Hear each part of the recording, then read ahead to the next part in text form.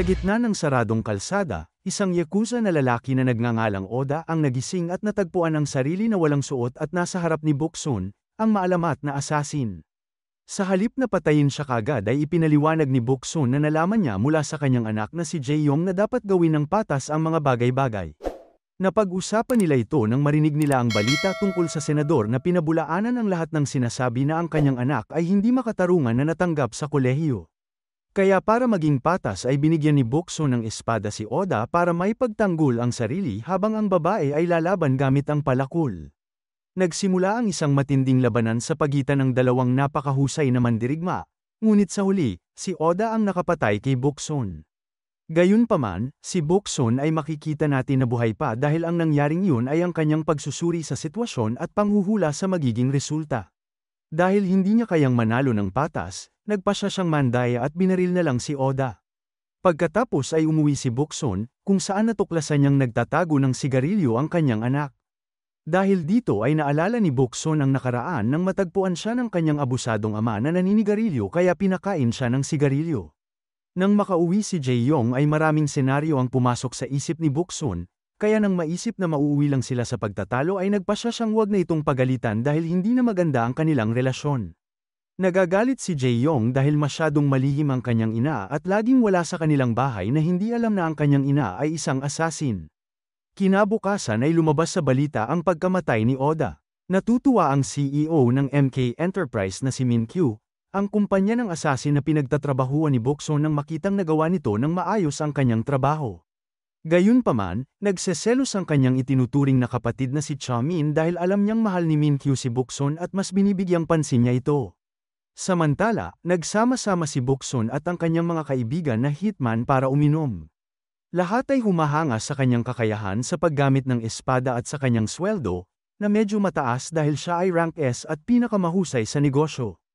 Habang sila ay nag-uusap, tinatalakay nila ang tatlong panuntunan na itinuro ni Min-kyu sa lahat ng asasin sa kumpanya. Huwag papatayin ng mga menor de edad, kumuha lamang ng mga trabahong ibinigay ng kanilang kumpanya, at laging subukan na gawin ang mga nakatalagang trabaho. Ang pagsuway sa mga patakarang ito ay kamatayan ng empleyado. Nang matapos ang pagpupulong, nakita ni Boksun ang isang grupo ng mga lalaki na sinusuri ang kanyang sasakyan at tinatawag siya ng kung ano-anong pangalan.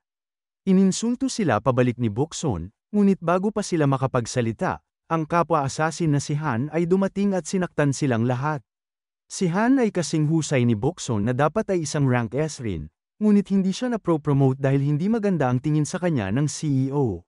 Pagkatapos ay nagpalipas ng gabi ang dalawa sa isang mainit na digmaan, at binigyan ni Boksun si Han ng pera para sa pagpapagamot ng kanyang ama, na nakasakit sa prinsipyo ni Han. Samantala, nakipagkita si Jae-yong sa kanyang kasintahan na si Sora. Ang kanilang relasyon ay sikreto dahil alam nilang hindi papayag ang kanilang mga ina sa kanilang mga kagustuhan. Sa gitna ng kanilang mainit na sandali ay kinailangan nilang ihinto nang ang isang grupo ng kanilang mga kaklase ay naglalakad papalapit sa kanila. At nang inimbita ng isa sa mga lalaki si Jae-yong na lumabas ay tinanggihan niya na ikinagalit nito. Maya-maya ay pumunta si Boksun sa opisina ng MK para makita si Min-kyu. Ngunit hinarang siya ni Cha-min para sa isang espesyal na aktibidad. Sa isang madilim na lugar ay sinalakay ni Kim-ji ang isang lalaki na nagdulot ng matinding labanan sa pagitan nila, na nagpapakita na ito ay isang ehersisyo lamang sa Assassin Academy. Dinala ni Cha-min si Boksun sa lugar at hiniling sa kanya na magsanay kasama si Kim-ji, na kanyang pinakamalaking tagahanga. Kumuha si Kim-ji ng isang kahoy na kutsilyo at si Boksun ay kumuha naman ng isang marker, at ang laban ay nagsimula na malinaw na pinangungunahan ni Boksun. Nakagawa si Kim-ji ng isang trick at hinagis ang kanyang sandata mula sa isang kamay papunta sa isa, na ikakasugat sana ni Boksun kung totoo ang kutsilyo. Gayunpaman, mabilis na kumilos si Boksun at ginamit ang kanyang marker para sulatan ang leeg ni Kim-ji, na katumbas ng kamatayan. Pagkatapos ay pinuntahan ni Boksun si Min-kyu, na pinapili siya sa pagitan ng dalawang papel para sa susunod na misyon. Tiningnan ni Boksun ang kanyang pinili at nalaman niyang dapat siyang pumatay ng isang binata, ngunit mabilis na nagsalita si Min-kyu at ipinaliwanag na nasa hustong gulang na ang lalaki. Sinamantala rin ni Boksun ang pagkakataon na ipaalala kay Min-kyu na malapit nang matapos ang kanyang kontrata. Naputol ang kanilang pag-uusap nang nakatanggap ng tawag si Boksun mula sa paaralan na nagsasabi na sinaksak ni Jae-young ang estudyanteng si Chul-woo. Nagmamadali siyang pumunta sa paaralan at nalaman na ang kanyang anak ay nasa panganib na mapatalsik dahil hindi siya nagbibigay ng dahilan sa ginawa niyang pag-atake. Pero ngayon ay binigyan muna siya ng 1 linggong suspensyon, at pagkatapos ay gagawa ng tamang desisyon ang lupon. Habang papauwi ay kinausap ni Bokson si Jae-young at humingi ng paliwanag, ngunit sinabi lang ni Jae-young na gusto niyang patayin si Chol-woo. Nang maglaon, habang si Han ay nililinis ang mga bangkay na pinatay, inalok ni Bokson na samahan siya at nagkwento kung ano ang lagay ng relasyon niya sa kanyang anak. Nag-aalala rin siya na si Jae-young ay baka nagiging katulad na niya. Samantala, nagpupulong ang mga pinuno ng bawat kumpanya ng assassin sa ilalim ng MK dahil natuklasan nilang may biktima ng pagpatay na hindi inutos ng kumpanya at ang salarin ay maaaring isa sa kanilang mga empleyado. Tiniyak ng CEO sa lahat na kung totoo ito ay hindi siya magdadalawang isip na patayin ang salarin dahil sa paglabag sa mga patakaran. Hindi nila alam na ang lahat ng ito ay plano ni Chamin, na gustong tanggalin si Bokson at makuha ang tiwala ng kanyang kapatid. Maya-maya ay patuloy na sinusubukan ni Bokson na kausapin ang kanyang anak, ngunit hindi siya pinapansin ng dalaga. Sa sandaling yun ay nakatanggap siya ng tawag mula kay Min-kyu, na naghahanda para sa isang paglalakbay, at ipinaalam niya sa kanya na si Kim-ji ang magiging partner niya para sa misyon. Kinagabihan ay pinasok ng 2 assassin ang apartment ng biktima at pinatulog siya. Pagkatapos ay sinimulan nilang ihanda ang mga kakailanganin na detalye para magmukhang siya mismo ang gumawa nito. Ngunit nang papatayin na niya ito, napansin ni Bokson na mukhang pamilyar ang mukha nito kaya sinuri niya ang sulat ng pamamaalam.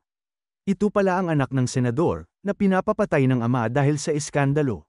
Ang kanyang pag-iisip ay biglang naputol nang makatanggap ng isang tawag na direktang napunta sa voicemail. Nakinig siya sa mensahe upang matuklasan na galing ito kay Jae-young na humihingi ng tawad sa lahat. Dahil sa inspirasyon na ito ay tumanggi si Bokson na pumatay ng isang lalaki dahil lang sa ikinahihiya siya ng kanyang ama. Kaya tinawagan niya si Min-kyu para sabihin sa kanya na nagkamali siya at nabigo sa misyon. Nakarating na si Min-kyu sa isang Russian bar at sinuot niya ang kanyang earbuds para kausapin si Bokson habang isinasagawa niya ang kanyang misyon. Isang matinding laban ang naganap sa bar ngunit walang problema si Min-kyu sa pakikipaglaban at pagpatay sa bawat lalaki na lumalapit sa kanya gamit ang mga tumpak na pagbaril o ang paggamit ng kanyang kamay sa pakikipaglaban. Habang nakikipaglaban ay hiniling niyang malaman ang katotohanan, ngunit nananatili si Bokson sa kanyang kwento at inutusan pa niyang sabihin ni Kim-ji na nagkamali din siya upang gawin itong mas kapani-paniwala. Sinabi ni Min-kyu na nilabag ni Bokson ang mga patakaran, kaya para manatili siyang tahimik tungkol sa nangyari, sinabi ni Bokson na ipagpapatuloy niya ang kanyang kontrata sa MK sa halip na magretiro. Ang tanging kondisyon ay wala dapat tumapos sa misyon na hindi niya nagawa, na agad namang tinanggap ni Min-kyu. Pag-uwi ni Bokson ay natutulog na si Jae-young, gayunpaman, nang siya ay umalis na sa silid ay malalaman natin na si Jae-young ay nagpapanggap lamang na natutulog dahil gusto niyang mapag-isa dahil hindi sinasagot ng kanyang kasintahan ang kanyang mga mensahe. Pagkatapos ng sarili niyang misyon, tinawagan ni Min-kyu si Chamin at sinabihan siyang isara ang kaso ng senador, na hindi pinapansin ang katotohanan na maaaring makasira ito sa reputasyon ng kumpanya. Malinaw ang kagustuhan ni Min-kyu para kay Bokson kaya lalo siyang kinasusuklaman ni Chamin. Dahil handa ng gumanti, hinanap niya si Han para hilingin sa kanya na tapusin ang naudlot na misyon ni Bokson, na agad nitong tinanggap dahil ilalagay siya ni Chamin sa mga rank S at ibibigay sa kanya ang pera para sa pagpapagamot ng kanyang ama. Sa eroplano ay hindi maiwasan na maalala ni Min-kyu ang araw na nakilala niya si Bokson maraming taon na ang nakalilipas. Nang pumasok si Min-kyu sa isang bahay upang pumatay ng isang lalaki, ang anak na babae ng lalaki ay umuwi ng mas maaga kaysa sa inaasahan. Ito ay walang iba kundi si Bokson, na hindi natatakot sa katotohanan na may nagtatangkang pumatay sa kanyang mapang-abuso na ama, sa katunayan ay sinipa pa niya ang upuan upang matapos ang trabaho. Humanga si Min-kyu sa kawalan ng takot at mabilis na pag-iisip ng babae, kaya kinuha niya ito upang turuan bilang isang assassin. Sa kasalukuyan, sa wakas ay nakausap na ni Bokson ang kanyang anak na nagbahagi ng tunay na nangyari. Kinuhaan pala sila ni Chol-woo ng larawan na naghahalikan ni Sora, pagkatapos ay nagbanta itong ikakalat sa publiko ang larawan maliban na lang kung si Jae-young ay makikipag-date sa kanya ng 1 buwan. Ang masama pa nito, hiniling ni Sora kay Jae-young na gawin ang sinabi ng lalaki para sa kapakanan ng reputasyon nito. Dahil nasaktan sa kawalan ng pakialam ng kanyang kasintahan, tumugon si Jae-young sa pamamagitan ng pagsaksak sa lalaki gamit ang isang pares ng gunting. Nalungkot si Boksun nang marinig na ang gusto ng kanyang anak ay mga babae kaya tinanong niya ito kung naguguluhan lang siya. Nalabis na ikinalungkot ng loob ni Jae-young at pinaalalahanan niya ang kanyang ina na nagtatago rin siya ng mga sekreto sa kanya. Naputol ang kanilang pag-uusap nang dumating si Kim-ji. Iniisip ni Boksun na ito ay isang pag-atake, ngunit agad siyang kumalma nang ipaliwanag ni Kim-ji na siya ay tinanggal sa trabaho dahil siya ay sinisisi sa palpak na misyon. Dahil nakonsensya at naawa sa kanya, dinala ni Boksun si Kim-ji sa bar upang sabay silang kumain ng hapunan, at sa parehong oras ay kailangang panoorin ni Jae-young kung paano mas pinipili ng kanyang ina ang trabaho kumpara sa kanya. Sa bar ay dumating ang mga assassin na kaibigan ni Boksun kasama si Han habang binabati nila siya sa pagiging rank S, dahilan para agad na maisip ni Boksun na may mali. Samantala, marahas na hinarap ni Min-kyu si Cha-min dahil tinapos niya ang trabaho na inutos ng senador, ngunit tumugon si Cha-min sa pamamagitan ng paghalik sa kanya. Tinalikuran siya ni Min-kyu at nanatili sa pagtatanggol kay Boksun. Sa bar ay napanood ni Boksun ang balita ng pagkamatay ng binata at agad niyang hinulaan kung ano ang nangyari. Pinapagalitan niya si Han ngunit ito ay naputol nang tumawag si Cha-min na humiling na ilagay ang tawag sa speaker. Pagkatapos ay nag-alok siya ng misyon na patayin si Boksun, kung sino man ang makakagawa nito ay magiging rank B agad.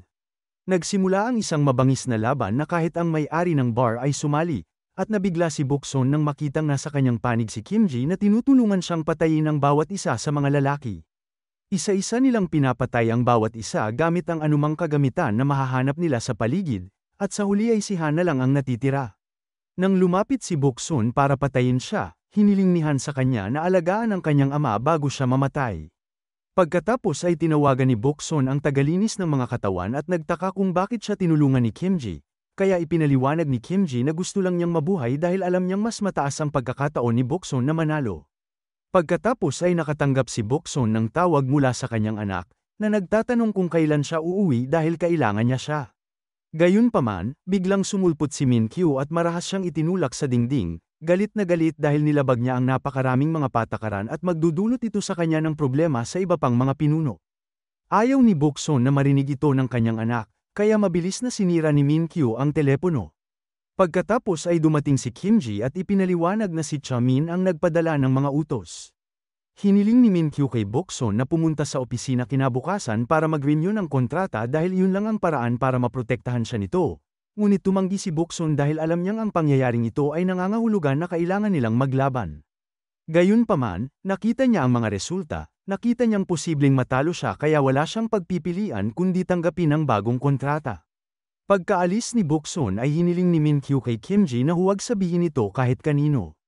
Pagdating sa bahay, si Boksun ay pinagalitan ng kanyang anak na babae na nag-aalala dahil hindi niya sinasagot ang kanyang telepono. Ipinaliwanag ni Jae-young na nakipaghiwalay si Sora sa kanya at ngayon ay itinatanggi na nito na gusto rin nito ang mga babae. Humingi ng paumanhin si Boksun sa kanyang reaksyon kanina at nangako kay Jae-young na hindi na niya kailangang itago kung sino siya.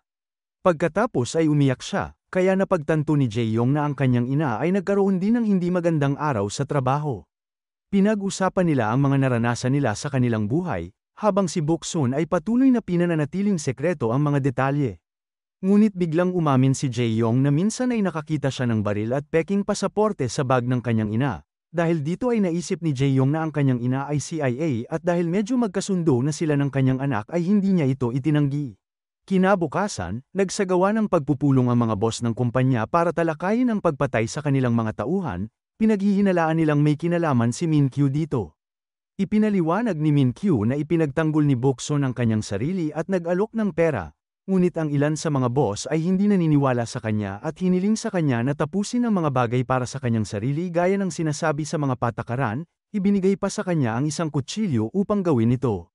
Sa halip ay pinatay ni Min-kyu ang isa sa mga boss sa ibabaw ng mesa at pinaalalahanan ang lahat na siya ang patakaran, kaya nagdagdag siya ng bago sa listahan na hindi pwedeng magdala ng mga armas sa kanilang mga pagpupulong. Samantala, pumunta si Boksun sa opisina upang pumirma ng kontrata para lamang makausap si Cha-min na umamin na si Kim-ji ay pinatay ni Min-kyu pagkatapos niyang umalis noong isang gabi. Dahil galit na galit ay pinatay ni Boksun si Cha-min gamit ang ballpen, at iniwan ito para kay Min-kyu bilang isang mensahe na gusto niyang makipaglaban sa kanya. Kinagabihan ay sinisigurado ni Boksun na magkakaroon siya ng napakagandang hapunan kasama si Jae-young, hinahayaan niya pa itong hindi kainin ang mga gulay. Gusto niyang magkaroon siya ng huling magandang alaala kung sakaling hindi na siya makabalik. Ilang sandali pa ay dumating si Bokson sa opisina, at sinimulan siyang barilin ni Min-kyu sa sandaling bumukas ang pinto ng elevator. Gayunpaman ay hindi kumikilos si Bokson, dahil alam niyang hindi pa siya seryoso. Pagkatapos ay pinakiusapan siya ni Min-kyu na makipag-inuman sa kanya, habang sinasabi na nahulaan na niya ang magiging resulta ng labanan at matatalo siya. Si Bokson ay nagsimulang mag-isip ng napakaraming hula sa kanyang isipan gamit ang lahat ng uri ng mga diskarte upang subukang patayin si Min-kyu sa bawat pagkakataon, ngunit kahit anong gawin niya ay palagi siyang natatalo. Gayunpaman, nang marinig niya na nagkwento si Min-kyu ng tungkol sa nakaraan ay napagtanto niya na mayroon itong kahinaan, at iyon ay siya mismo. Lumalabas na si Min-kyu ay umibig sa kanya sa buong oras na ito, at nang sa wakas ay sinabi ito ni Bokson ng malakas, sapat na ito upang magambala si Min-kyu at mapatay siya gamit ang isang samurai. Bago mamatay ay sinabi ni Min-kyu na nagpadala siya ng tablet kay Jae-young para mapanood niya ang lahat sa pamamagitan ng mga security camera. Dahil sa pagkataranta at pagkabalisa, si Bokson ay nagmamadaling bumalik sa kanyang tahanan, sa takot na baka galit na sa kanya ang kanyang anak. Gayunpaman, si Jae-young ay natutulog sa kanyang kama, kaya marahil ay hindi nagsasabi ng totoo si Min-kyu. Sa sandaling yun ay nagising si Jae-young at pinuri si Bokson para sa pagsusumikap para sa kanilang pamilya, na nagpapadama sa kanya ng pagkakasala at nagiiwan sa kanya ng pag-iisip kung talagang hindi alam ni Jae-young ang kanyang trabaho. Makalipas ang ilang sandali, malalaman natin na ang senador na nagpapatay sa kanyang anak ay namatay sa kanyang sasakyan dahil sa carbon monoxide, na nagpapahiwatig na si Bokson ang gumawa nito. Samantala, si Jae-young ay opisyal ng pinatalsik ngunit pumunta siya sa paaralan upang magpaalam sa kanyang mga kaibigan.